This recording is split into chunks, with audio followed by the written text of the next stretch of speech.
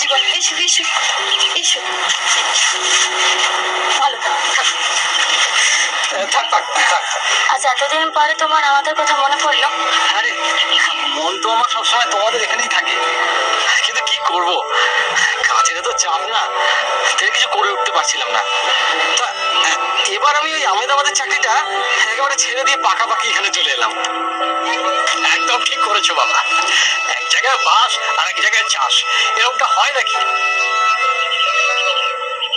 ও কি দাদু? বাবা যাও বাবাকে প্রণাম করো। হে বাবা, কত বড় হয়ে গেছে, আমি তো চিনতেই পারিনি। দাঁড়াও দাঁড়াও, মামা মাসি সবাইকে ডেকে আনি, বলি আমার বাবা এসেছে, আমার বাবা এসেছে। আজ পুষ্কর খুব খুশি হয়েছে। যাও বাবা, তুমি ভেতরে গিয়ে জামা কাপড় চেঞ্জ করে হাত মুখ ধুয়ে নাও।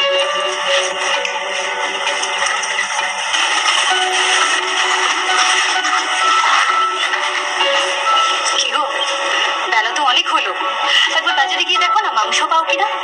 এত বছর পর জামাই এলো। সকালে তো মাছ এনেছিলাম। তুমিও না যেমন, আর ওই চারা পোনা মাছ দিয়ে কি জামাইকে খেতে দেওয়া যায়? যাও যাও তাড়াতাড়ি যাও, আর মাংস না পেলে পাকা মাছ এনো।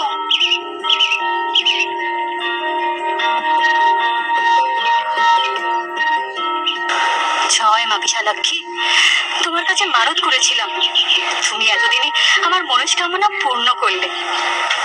আমি এটার মুখের দিকে তো তাকাতেই পারছিলাম না। এই নাও চাটা ধরো।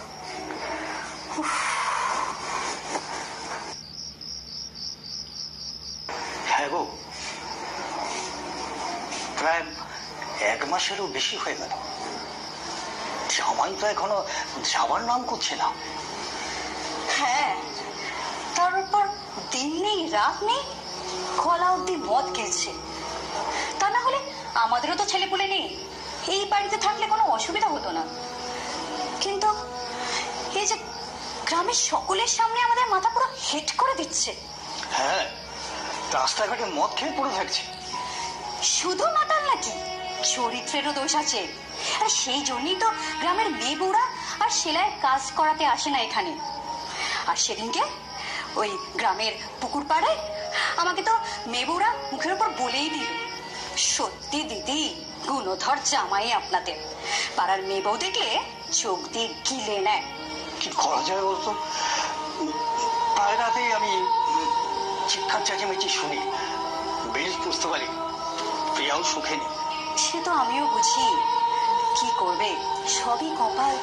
না না, কপালের দোহাই দিয়ে ওই দিনের পর দিন এরকম বেয়াদবি আমরা কতদিন সহ্য করবো? হ্যাঁ, আমাদের তো একটা মান সম্মান আছে নাকি? দেখো, আরো কিছুদিন আমাদের মুখ বুঝে সহ্য করতে হবে। আর আমাদের যতটা কষ্ট হচ্ছে, প্রিয়ার তার থেকে অনেক বেশি কষ্ট হচ্ছে। তাই প্রিয়া যখন মুখ বুঝে সহ্য করছে, আমরাও আরো কিছুদিন দেখি। আবার সব কথা, সামনে দুর্গা পুজো, পুজো অবধি আমি কিছু বলবো না। তারপরেও যদি দেখি নিজেকে শোধরাচ্ছে না, তাহলে আমি পরিষ্কার বলে দেবো, তুমি তোমার পথ দেখো। ভগবানের কৃপায় আমি যা রোজগার করি, আমি আমার মেয়ে নাতিকে বসিয়ে খাওয়াতে পারবো। ওই কথায় আছে না, দুষ্টু গরুর থেকে শূন্য গোয়াল অনেক ভালো।